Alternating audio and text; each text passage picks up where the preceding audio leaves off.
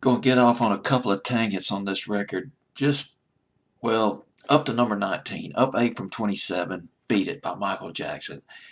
Now, how do you approach an iconic record like this?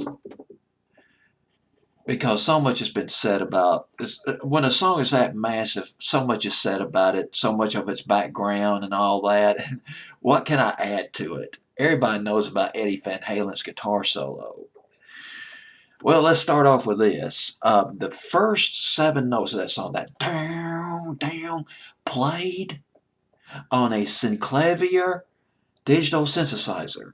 I believe that's how you pronounce it, Synclavier, played by a guy named Tom Baller. Tom Baller. Tom Baller, the guy who played that synthesizer, God dog it, he sang with the Rick Hicklin Singers. This was back in the 60s, early 70s.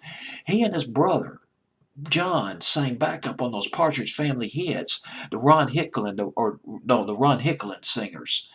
They were members of that group of singers, and they sang backup on those Partridge Family hits back in the early 70s.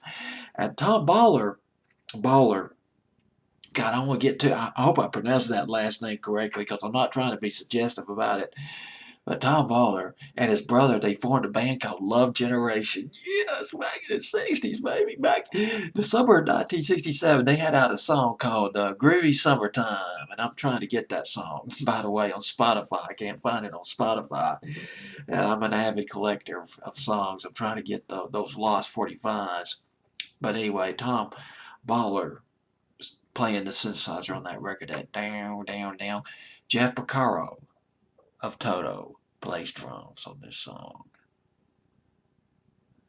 Now, Eddie Van Halen.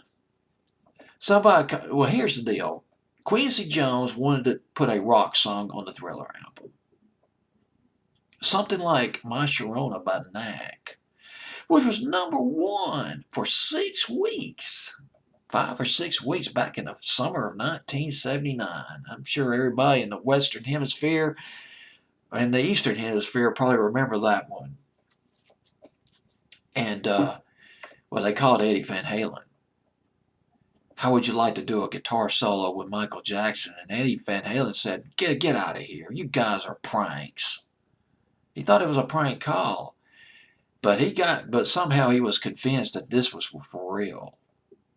He bought an amplifier and he did his guitar solo free of charge. The other band members of Van Halen, his management, they were saying, God doggone it, man, you're crazy. Why are you doing it for free? Because he wanted to. This is special. This is Michael. Oh, I forgot to mention one other thing about Tom Baller. It's pronounced as Baaler, and those two A's are capitalized, according to a pronunciation I ran across in YouTube. Tom Baller wrote, She's Out of My Life. Remember that one? Michael Jackson back in the spring of 1980. He wrote it. He wrote it for Frank Sinatra. He had Frank Sinatra in mind. Sinatra didn't record it. Went to Michael. Massive hit for Michael. Well, anyway, here's the deal about Eddie Van Halen's guitar solo. While he was recording, this thing was hot. They had to bring it down when the final takes, and I'm simplifying it, they had to bring down the distortion in the guitar. But here's the deal. While Eddie Van Halen was playing his guitar solo, the engineers discovered, this guitar solo was so hot, it was so loud, that one of the speakers in the control room started to smoke. It caught on fire. And they were alarmed. The engineers were alarmed, but they knew if the speaker had caught on fire, they had something right there. They had themselves a hot lick.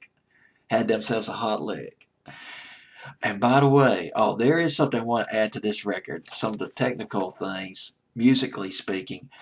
Song is done in E flat minor. About 138, 139, 140 beats per minute. Michael Jackson's range, oh my goodness, I messed this up. I believe it's B3, B2, or B3 to D5. That's quite a range. Michael Jackson with Beat It, or Reheat It, like Weird Al Yankovic used to sing. At number 19 on my fantasy playlist, June 18th, 1983.